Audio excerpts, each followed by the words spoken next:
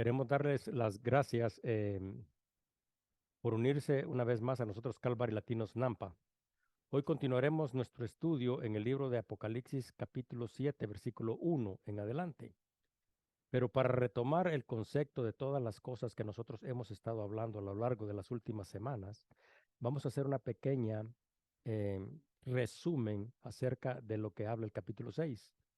En el capítulo 6 del libro de Apocalipsis se hace referencia a la apertura de los primeros 6 de los 7 sellos que contiene el libro que el Cordero de Dios, o sea, Jesús, toma de la mano derecha del que está sentado en el trono, o sea, Dios Padre.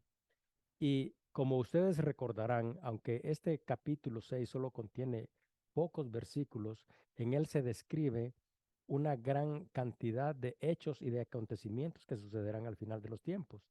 Porque si ustedes recuerdan, la apertura de cada uno de estos sellos desata una serie de acontecimientos en un periodo de la historia que todavía no va a ser el final de la humanidad, pero estos acontecimientos son acontecimientos terribles. Y a estos conocimientos, las escrituras se refieren a ella como la gran tribulación. Y yo sé de que quizás ustedes recordarán cuál es el significado de la gran tribulación, pero si nosotros pudiéramos describirla en las palabras que la conforman, como gran, por ejemplo, quiere decir que supera en tamaño, en intensidad e importancia a lo normal, a lo que nosotros conocemos, a lo que ya está establecido, a lo que nosotros conocemos sus límites y sus parámetros. Entonces, gran quiere decir supera en todo. Y tribulación es aflicción, es padecimiento, es dolor. Y este padecimiento y dolor no solo se refiere a nuestro cuerpo físico, sino que puede afectar nuestra vida espiritual, también puede afectar nuestro carácter, puede afectar nuestra moral. Entonces, tribulación es la palabra que nosotros utilizamos para hacer referencia a aquella persona que padece, a aquella persona que sufre ante una situación adversa. Entonces, al hablar acerca de la gran tribulación, estamos hablando de hechos y acontecimientos adversos que superan en tamaño y intensidad todo lo que nosotros conocemos como normal. Y si hablamos desde una perspectiva espiritual, nosotros sabemos que esto traerá padecimiento, además de físico, porque se habla de hambre, se habla de enfermedades, se habla de pestilencias. Además de ese dolor físico, también traerá dolor espiritual para todas aquellas personas que no estén sujetas a Dios para cuando estos hechos empiecen a suceder. O es más, para todas aquellas personas que a lo largo de la historia nunca aceptaron y recibieron a Jesucristo como Salvador, o para todas aquellas personas que estando vivas aún no han tomado esta decisión tan importante que los permitirá escapar de la ira de Dios. Entonces, este tiempo será un tiempo de terribles cosas, y en medio de estas terribles señales va a regresar Jesucristo para restablecer su reino. En el libro de Mateo 24, 29 y 30 dice, e inmediatamente después de la tribulación de aquellos días, el sol se oscurecerá y la luna no dará su resplendor, y las estrellas caerán del cielo y las potencias de los cielos serán conmovidas. Entonces aparecerá la señal del Hijo del Hombre en el cielo, y entonces lamentarán todas las tribus de la tierra y verán al Hijo del Hombre viniendo sobre las nubes del cielo con poder y gran gloria. Lo que significa que al hacer referencia a Mateo a decir inmediatamente después de la gran tribulación, significa que el regreso del Hijo del Hombre, porque como Hijo del Hombre se describe a Jesucristo, es un evento distinto al rapto de la iglesia, ya que el rapto de la iglesia sucederá antes de su segunda venida. Entonces Mateo se refiere aquí a que Jesucristo regresará, pero cuando Él regrese será su segunda venida. Entonces las escrituras que estudiaremos el día de hoy también son hechos o son acontecimientos cuando la ira de Dios se desata y después vendrá la venida de Jesucristo. Por lo tanto, el rapto de la iglesia tendrá que haber sucedido antes. En el libro de Apocalipsis 6:17 dice, para el final, porque el gran día de su ira ha llegado, ¿y quién podrá sostenerse en pie? Entonces, como estamos haciendo una transición entre los capítulos 6 y 7, he tomado el último versículo del capítulo 6 para hacer algunas referencias que son importantes, porque el gran día de su ira ha llegado y quién podrá sostenerse en pie. Entonces, aquí lo que estamos observando es de que se hacen dos grandes anuncios, o un anuncio o una pregunta. El primero es un anuncio, el gran día de su ira ha llegado. Entonces, para entender este concepto, debemos de entender algunas cosas. Por ejemplo, nosotros debemos de saber y entender qué es la ira de Dios y cómo nosotros, de acuerdo a lo que nosotros conocemos y entendemos, podemos tener una comparación para entender perfectamente de qué estamos hablando. Primero, todos nosotros debemos de saber qué significa enojo, porque todos lo hemos experimentado a lo largo de nuestra vida. Es más, habemos personas que nos continuamos enojando hasta el día de hoy. Entonces, enojo es un sentimiento desagradable y este sentimiento desagradable altera el estado de ánimo, o sea, nos cambia, nos hace cambiar de actitud y de conducta, incluso nuestros semblantes cambian. Entonces, este enojo o el enojo que nosotros experimentamos, lo experimentamos porque es producido por falta de obediencia. A veces, si nosotros tenemos hijos, nos enojamos con nuestros hijos porque los hijos no nos obedecen. También, a veces experimentamos enojos por falta de obligación, personas que deberían de llevar alguna tarea a cabo no la llevan a cabo y eso afecta nuestra forma y nuestras expectativas en la vida. También podemos estar enojados por una falta de respeto, personas que no entienden o no respetan tu situación, no te respetan como hijo de Dios o no te respetan como ser humano. Entonces, los seres humanos, cuando nos enojamos al hacerlo, como he dicho, nuestro estado de ánimo cambia y este enfado que nosotros podemos sufrir puede sentirse y puede afectar a todos los que están cerca. ¿O quién de ustedes podría decir de que cuando esté enojado, las personas que están a su alrededor no se dan cuenta? ¿O quién podría decir de que cuando uno está enojado, lo que uno dice no altera incluso el comportamiento y la actitud de otros? Ahora, eso es el enojo. Ahora, la ira de Dios es algo totalmente diferente. Porque lo que dice acerca de la ira de Dios es esto, al finalizar el tiempo en el cual Dios ha llamado para arrepentimiento, porque recuérdense que Dios es un Dios de amor, es un Dios de paz, es un Dios que ha provisto y ha puesto al alcance de nuestra fe la salvación a través de Jesucristo, entonces ha puesto un tiempo para arrepentimiento.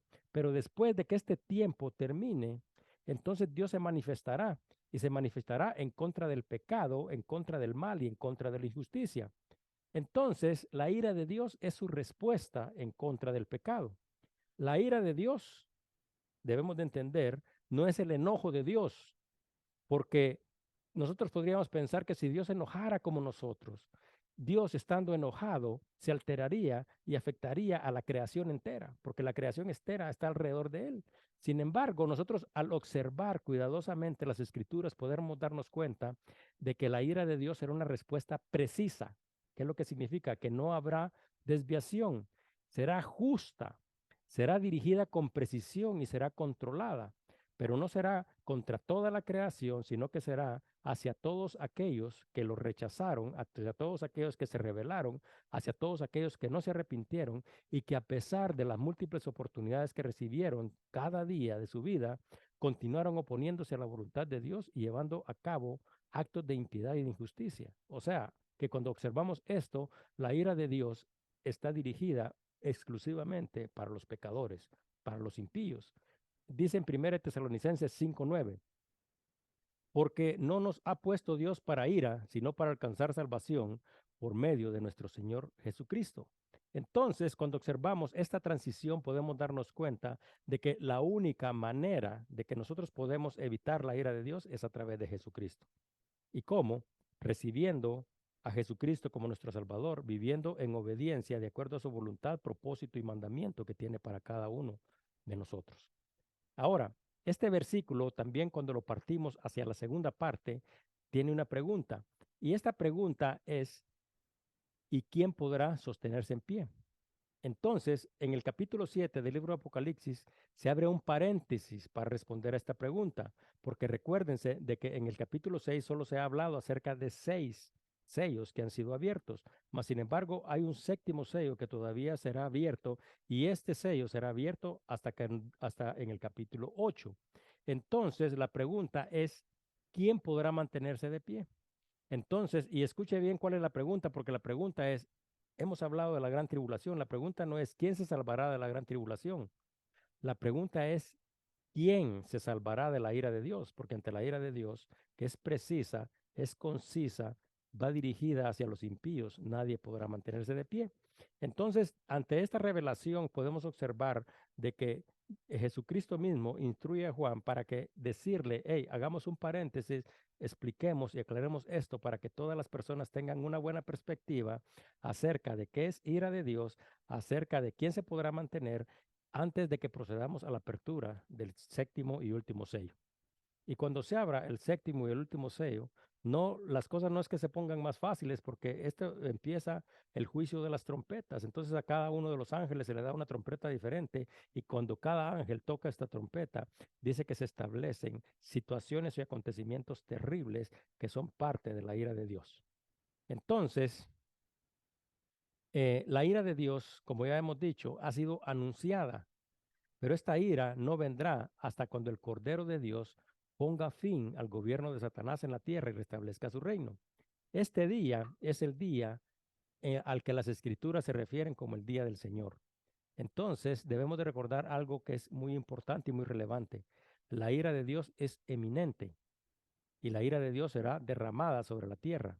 Pero antes de que la ira de Dios suceda, ya habrá sucedido el rapto.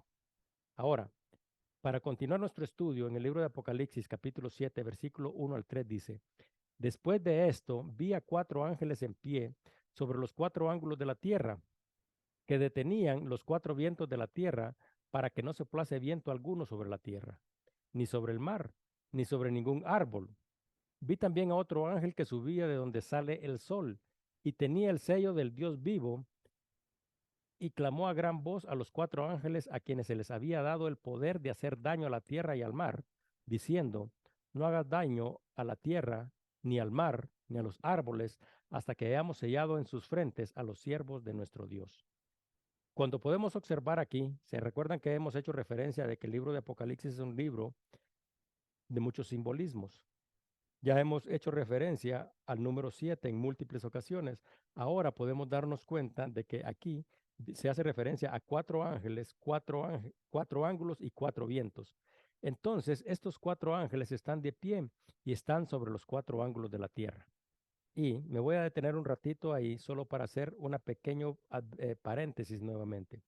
A lo largo de la historia, las escrituras, o sea, la palabra de Dios, la Biblia, ha sido objeto de múltiples ataques con el propósito de cuestionar su autoridad.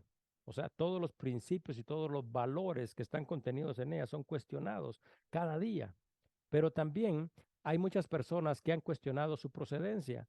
¿Y por qué han cuestionado su procedencia? Diciendo de que no procede de Dios. Entonces, esta escritura a la que nosotros hemos hecho referencia es una escritura que muchos han usado haciendo referencia a que la Biblia no es inspiración de Dios, porque de acuerdo a los avances científicos, fue hasta hace aproximadamente como unos 500 años que los hombres pensaban todavía que la Tierra era plana. Entonces, nosotros podemos observar, sin embargo, que a lo largo de la historia vivió en el siglo 3 antes de Cristo un hombre que se llamaba Erastóstenes, y él ya había calculado que la Tierra era redonda y que también su meridiano era de 39.700 kilómetros, y todos estos datos siguen siendo correctos hasta el día de hoy.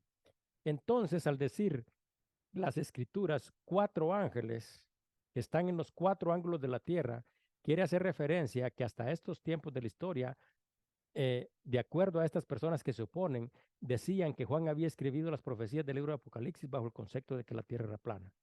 Sin embargo, nosotros sabemos, entendemos perfectamente de que la Biblia es la máxima autoridad sobre la vida de cada uno de nosotros. Todos los principios que en ella están expresados son la voluntad de Dios, que debemos de vivir de acuerdo a su voluntad y propósito. Y nosotros nos hemos dado cuenta en diferentes ocasiones acerca de la veracidad y de todas las cosas que Dios ha revelado, cosas que ni siquiera la ciencia ha tenido la capacidad y la habilidad de descubrir. Por lo tanto, si nosotros recordamos lo que dice en Isaías 40, 13, 14, dice, ¿quién enseñó al Espíritu de Jehová o le aconsejó enseñándole? ¿A quién le pidió consejo para ser avisado? ¿Quién le enseñó el camino del juicio o le enseñó ciencia o le mostró la senda de la prudencia? Dios es un Dios que tiene conocimiento sobre todo y nosotros no debemos de dudar en ningún momento, sin importar de parte de quien venga un comentario malintencionado diciendo, Juan estaba haciendo referencia pensando que la tierra era plana. Entonces nosotros podemos agarrar y estar totalmente enfocados, sabiendo que Dios es supremo sobre todas las cosas. Ahora, retomando el tema, los cuatro ángulos de la Tierra hacen referencia a los cuatro puntos cardinales, o sea, norte, sur, este y oeste. Entonces, la palabra dice que están los ángeles parados y estos ángeles están parados en los cuatro puntos cardinales y ellos están esperando por la instrucción de Dios o por parte de Dios han recibido el poder para controlar los vientos y estos vientos representan la ira de Dios. Ahora, cuando estos vientos sean desatados, afectarán la tierra, el mar y todos los árboles. Entonces, dice en el versículo 2, vi también a otro ángel que subía de donde sale el sol y tenía el sello del Dios vivo y clamó a gran voz a los cuatro ángeles a quienes se les había dado el poder de hacer daño a la tierra y al mar. ¿En dónde sale el sol? El sol sale en el este y se oculta en el oeste. Por lo tanto, cuando se hace referencia a que vio otro ángel que subía de donde sale el sol, significa que este ángel venía o subía desde el este. Entonces, cuando podemos observar este panorama, podemos darnos cuenta que el juicio del Cordero está listo. Entonces, el juicio del Cordero se derramará. Pero este ángel, antes de que esto suceda, o sea, es como un paréntesis, por eso les digo, esto es un paréntesis, antes de que estos acontecimientos, antes de que la ira de Dios se desate, dice, hey, paren un momento. Entonces, pero este ángel no es un cualquier ángel, porque de acuerdo a la escritura, dice que tenía en el sello del Dios vivo. ¿Y qué significa eso? Bueno, todos nosotros sabemos y entendemos qué es lo que significa un sello. Desde tiempos antiguos, los sellos eran utilizados para marcar a través de una señal, una propiedad. También han sido utilizados como una marca que denota autenticidad. Entonces, cuando nosotros nos damos cuenta, este ángel tenía el sello, pero este no era un cualquier sello, sino que era el sello del Dios vivo. Entonces, esta escritura hace referencia a Dios, pero no solo se refiere a Dios como el sello de Dios, sino que como al Dios vivo. Por lo tanto, como podemos observar, este ángel era un ángel que tenía una gran dignidad delante de Dios. A él se le había confiado y se le confía no solo por su dignidad, sino que también se le ha de haber asignado una gran cantidad de poder, porque eso es algo valioso, de lo más valioso que hay dentro de toda la creación, esto. Entonces, este atributo cuando hacemos referencia al Dios vivo, este es un gran atributo que solo le pertenece a Dios. ¿Por qué? Porque la vida está en Dios y porque la eternidad está en Dios. Entonces, y hace referencia porque este atributo de vida y eternidad diferencia a Dios de quién? De todas aquellas imágenes de las que, por ejemplo, hablamos el día domingo en el libro de Hechos, a todos los ídolos a los que muchos veneran. Porque si nosotros nos damos cuenta, a diferencia de todos estos ídolos que son construidos de cemento, de oro, de plata, de cartón o de cualquier otra cosa, Dios es un Dios al que no se le puede dar forma porque es vivo, es espíritu y su plenitud lo llena todo. Dice en el Salmo 115, 3, 8, nuestro Dios está en los cielos. Todo lo que quiso ha hecho. Los ídolos de ellos, dicen, son plata y oro, obra de manos de hombres. Tienen boca, mas no hablan. Tienen ojos, mas no ven. Orejas tienen, mas no oyen. Tienen narices, mas no huelen. Manos tienen, mas no palpan. Tienen pies, mas no andan. No hablan con su garganta. Semejante a ellos son los que los hacen y cualquiera que confíe en ellos. ¿Qué es lo que significa? Esta es la oposición entre un Dios vivo y entre un ídolo. Pero aquí el salmista nos está diciendo algo que es muy relevante para la vida de cada uno de nosotros, que las personas que los hacen, las personas que los veneran, las personas que se inclinan ante ellos, dice que son igual que ellos. ¿Y qué es lo que significa? Que el oro, la plata, la madera, el cemento, todas estas cosas simplemente son figuras, pero están muertas. Entonces, esta es la diferencia porque nosotros también tenemos vida y hemos sido llamados a vida a través de Jesucristo y nosotros estamos vivos a través del poder del Espíritu en cada uno de nosotros. Entonces, esta referencia que se está hablando aquí del sello del Dios vivo no es una cosa que sea sencilla, sino que es una cosa extraordinaria porque Dios está vivo y porque está vivo y porque es eterno, nos ha llamado a nosotros a formar parte de su reino y la plenitud de la vida será como un regalo de su gracia para todos los que le hemos recibido y para todos los que seremos llevados al cielo a vivir eternamente con Él. Entonces, esta no es una escritura que simple y sencillamente podríamos dejar pasar desapercibida. Ahora, pero dice que este ángel está haciendo algo, y lo que está haciendo es que clamó a gran voz, dice, a los 4 ángeles a quienes se les había dado poder de hacer daño a la tierra. Como podemos recordar, hemos hablado de 4 ángeles que están en los 4 puntos cardinales. Estos tienen instrucción de Dios y se les ha dado poder de parte de Dios, porque Dios controla todo, para que controlen estos vientos. Pero estos vientos, como podemos darnos cuenta, tienen la capacidad de destruir. Entonces, el 5.º ángel está clamando, y clamar quiere decir pedir algo de manera vehemente. Entonces, este ángel les está gritando para pedirles que aquellos que están en los 4 ángulos de la tierra, que solo están esperando la orden de Dios para dañar y para hacer mal, se detengan por un momento. Y dañar, este es el poder que se les ha dado a ellos, quiere decir producir mal o producir perjuicio.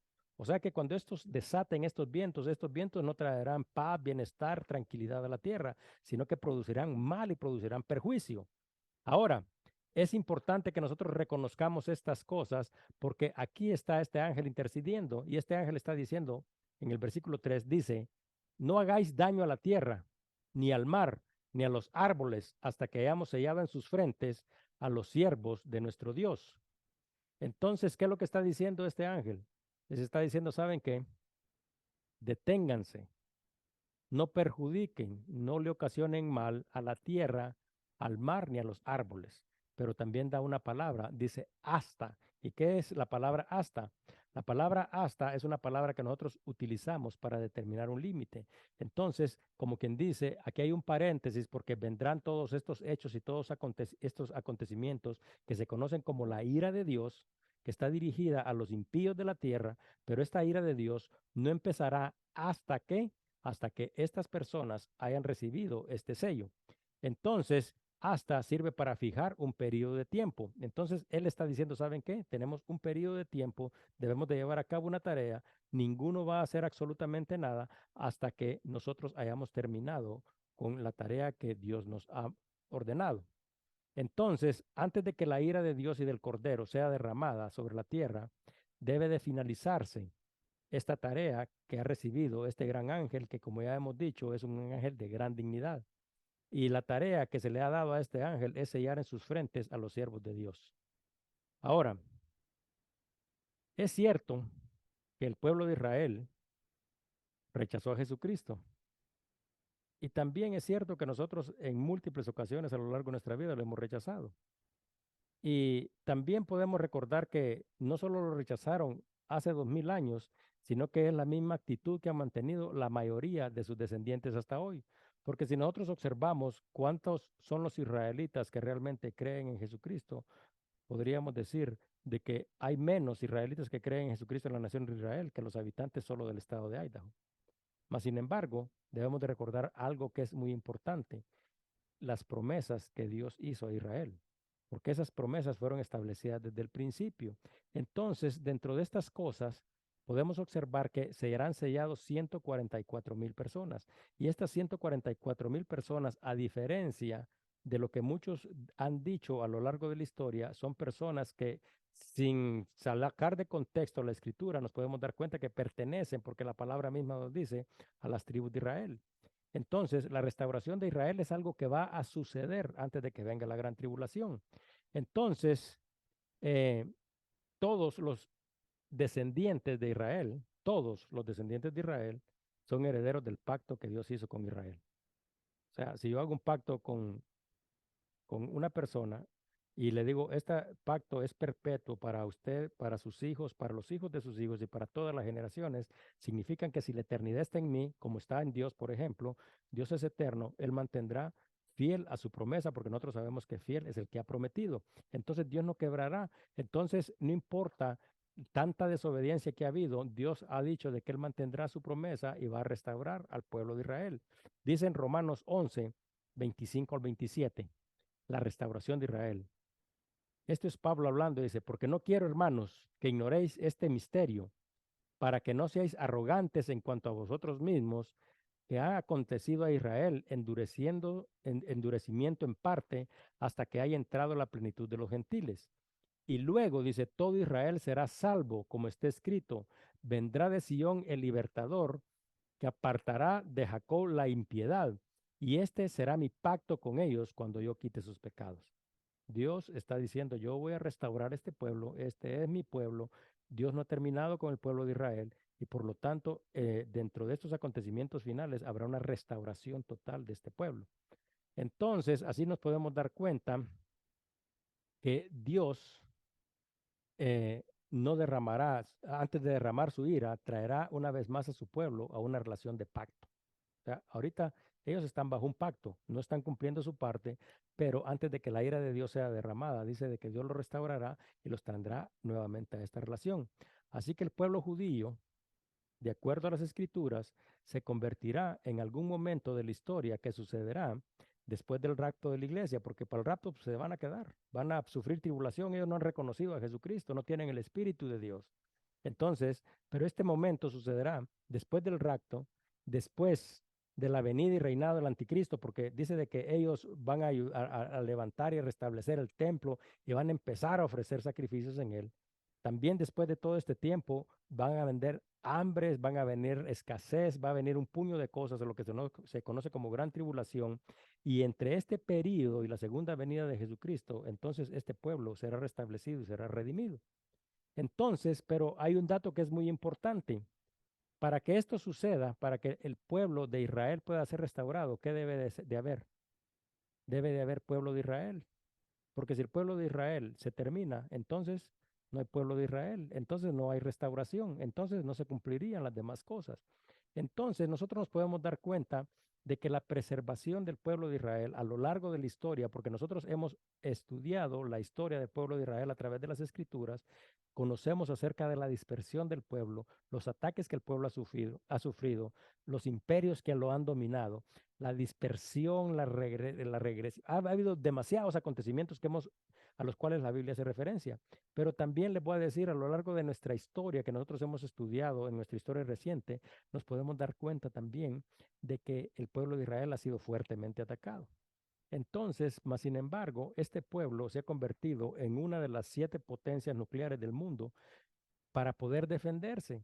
Pero esto no sucedió porque ellos se consideran a sí mismos personas capaces, personas autosuficientes, con doctores y con personas que tienen estudios avanzados en ciencia y en tecnología, en desarrollo de armas y diferentes cosas. A ellos atribuyen eso o mucho de su éxito a esas habilidades y sus cualidades. Mas, sin embargo, nosotros nos podemos dar cuenta de que la preservación de este pueblo ha sido posible únicamente por la gracia, por la fidelidad y por el amor de Dios. Dios los tiene a ellos entre sus planes y Dios los ha sostenido a ellos dentro de sus manos.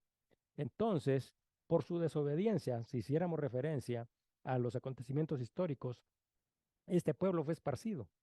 Ustedes pueden recordar que hemos estudiado que Babilonia lo conquistó, lo dispersó y además de todo eso saquearon el templo, lo destruyeron.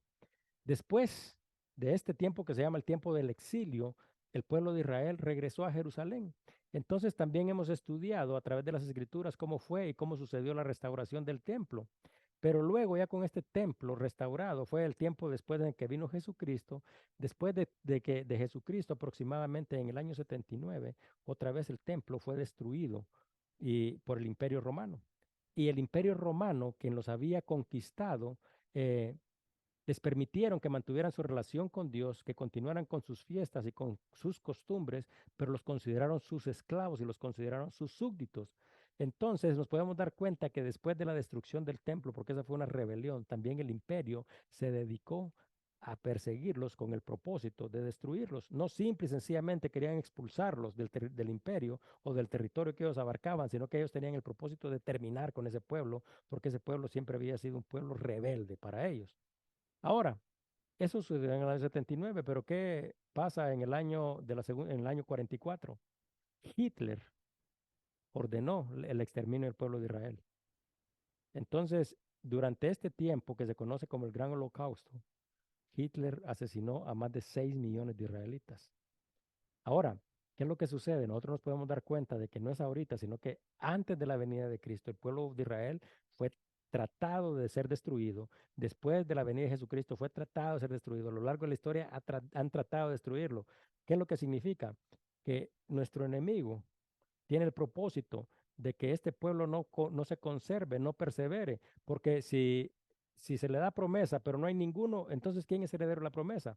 Entonces sería mucho más fácil agarrar y de exterminar a este pueblo antes de que venga Jesucristo para que se restablezca un pacto nuevo con ellos. Sin embargo, también podemos observar algo que en el año de 1948, después de casi 3.900 años de existencia y de historia, el pueblo de Israel se constituyó como una nación.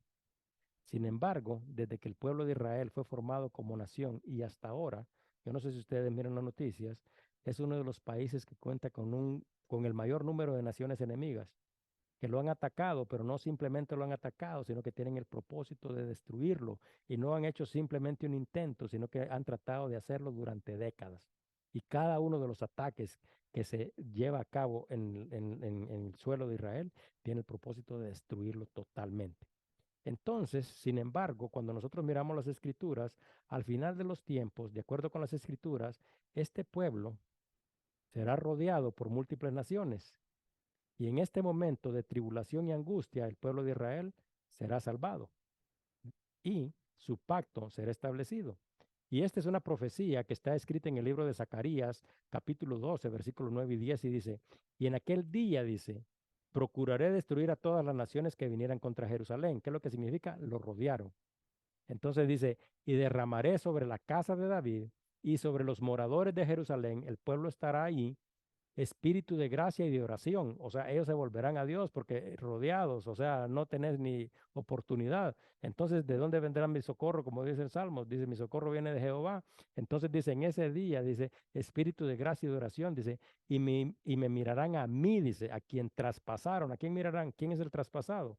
Mirarán a Jesucristo y llorarán, dice, como se llora por hijo unigénito. Ahí se van a dar cuenta. Y dice, afligiéndose por él como quien se aflige por el primogénito.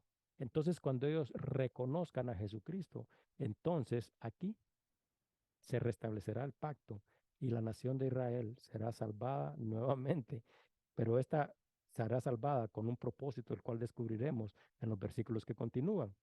Entonces, pero cuando retomamos, porque solo estaba haciendo una referencia por qué es que el pueblo de Israel, las dificultades que ha tenido a lo largo de la historia y por qué es que debe de ser conservado, el ángel ha tenido recibido una tarea. ¿Y cuál es la tarea que este ángel ha recibido?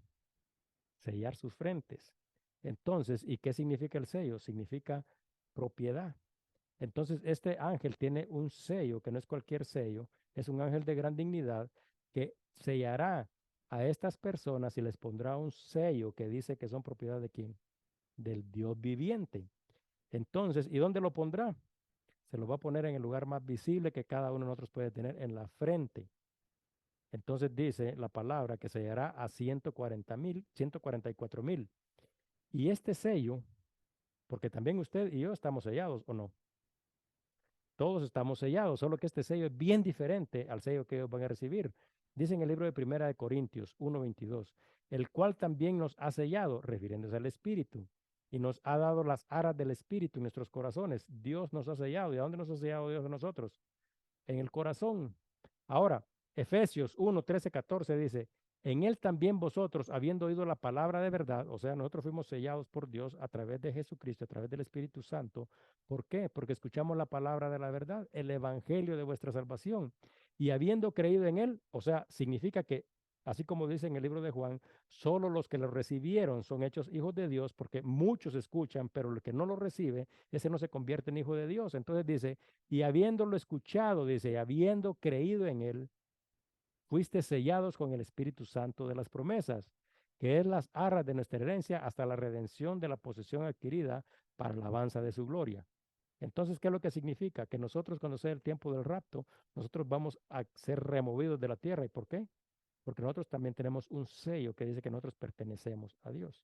Entonces, cuando observamos la gran ira de Dios o la gran tribulación, no está dirigida hacia nosotros. ¿Por qué? Porque esa tribulación y esa ira de Dios está dirigida a todas aquellas personas que son desobedientes. Entonces, pero nosotros recibimos el Evangelio, creímos en él hemos puesto nuestra confianza y ojalá que cada uno de nosotros esté perseverando y que no esté apagando el Espíritu de Dios en cada uno de nosotros, porque esta es la garantía que nosotros tenemos que nosotros vamos a ser redimidos, porque dice hasta la redención de la posesión adquirida. ¿Qué quiere decir? De que se nos ha dado el Espíritu, pero nosotros gozaremos de la plenitud total de las herencias de Dios cuando el reino se haya establecido. Entonces, y nosotros sabemos de que no importa si estamos muertos, si estamos vivos, pero si hemos muerto en Cristo, nosotros vamos a ser parte de estas personas que estarán en la presencia de Dios.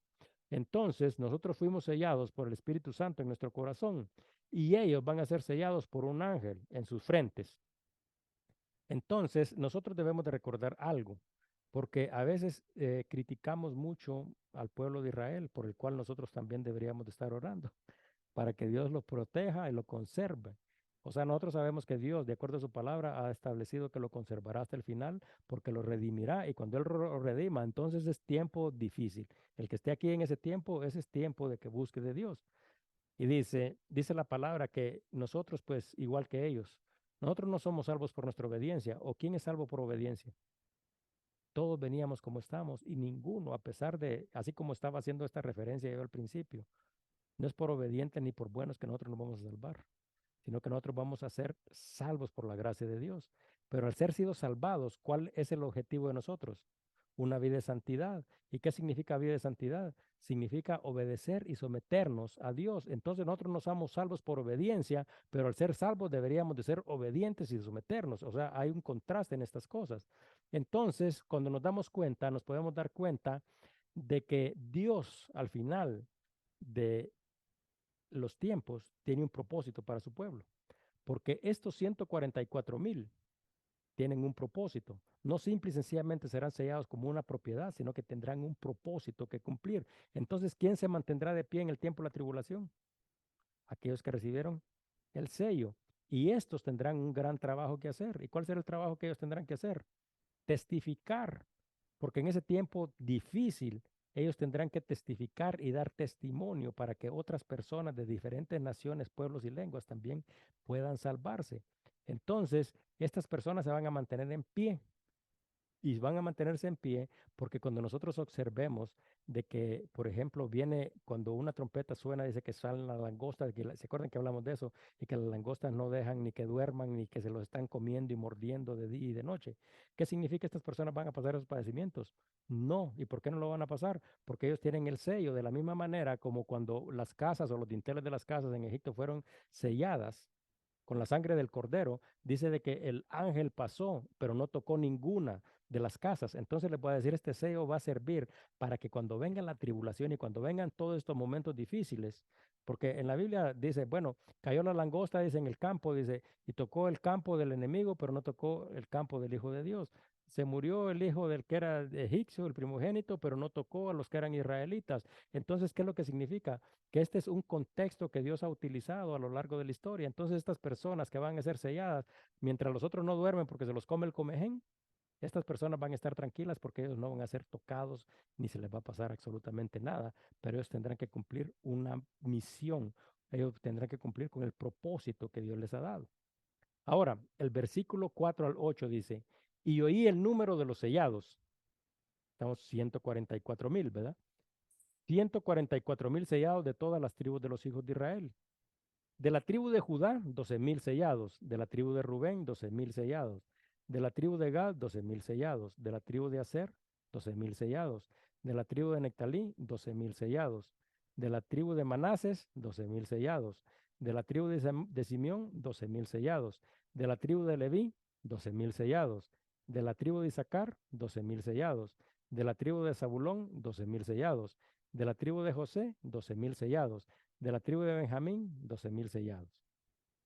Ahora, estos 144,000 serán redimidos como las primicias, decimos,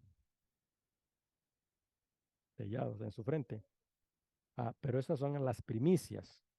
¿Y qué significa primicia? Los primeros, o significa que va a haber más, porque dice en el Apocalipsis 14:4, estos son los que no se contaminaron con mujeres, o sea que van a tener ciertas características. 14:4. Estos son los que no se contaminaron con mujeres, pues son vírgenes. Estos son los que siguen al Cordero por donde quiera que van. Estos fueron redimidos de entre los hombres como primicias para Dios y para el Cordero. ¿Qué es lo que significa? Que vendrán más. Bueno, y nos vamos a detener aquí porque el tiempo se ha terminado. Pero a mí me gustaría decirles por qué es que nos detenemos aquí. Porque es que lo que pasa es de que aquí, aunque aparentemente también fueran escrituras que podríamos pasar desapercibidas, nosotros nos podemos dar cuenta de que no podemos pasarlas desapercibidas porque estas tienen un orden. Y este orden es un orden que es muy importante. Yo no sé si ustedes tuvieron la oportunidad de observar, pero no se mencionó a la tribu de Dan. Ajá, no se mencionó a la tribu de Dan. Eso lo vamos a explicar en el próximo estudio. No se mencionó, o sea, no se mencionó la tribu de Dan, pero sí se mencionó a la tribu de uno de los hijos de José y se mencionó a José. Ahora, también quiero hacer otra referencia importante, porque ustedes saben quiénes fueron los primeros 12,000 que fueron sellados de acuerdo a las escrituras, los de la tribu de Judá. Ahora, si nosotros nos damos cuenta, si esto fuera en un orden, así como cronológico, en el orden que nosotros entendemos las cosas, ¿quiénes deberían de haber sido sellados primero? Los hijos del primer hijo de Israel o de Jacob. Mas, sin embargo, nos damos cuenta que Judá no era el primer hijo, pero los hijos de la tribu de Judá fueron los primeros en ser sellados. O sea, ¿qué significa? Que tienen prominencia. ¿Y por qué? Jesús es de la tribu de Judá. Prominencia sobre todos. Entonces, lo que se habla aquí, cuando se establece el orden de estas 12 tribus y por qué se omiten unas y por qué se toman en cuenta a otros y por qué se establece un orden que no va de acuerdo a este orden cronológico, es porque aquí Dios nos está mostrando algo que es difícil de percibir. Dios está restableciendo un orden, porque recuérdense de que después de todos estos acontecimientos, cuando la ira de Dios se establece, significa de que Dios está, ¿qué? Estableciendo su reino. Entonces, cuando Dios establece su reino, Dios establece el orden de las cosas como Él lo ha determinado desde el principio. Entonces, por eso es que nos vamos a detener aquí, porque profundizaremos aquí para ver por qué se toma en cuenta a oeste y por qué se deja afuera a este, por qué este, sin ser el primero, es el primero que es tomado en cuenta, por qué la prominencia de este y por qué todas estas cosas. Entonces, nos vamos a detener aquí y los invitamos para que se unan a nosotros la próxima semana y que Dios los bendiga.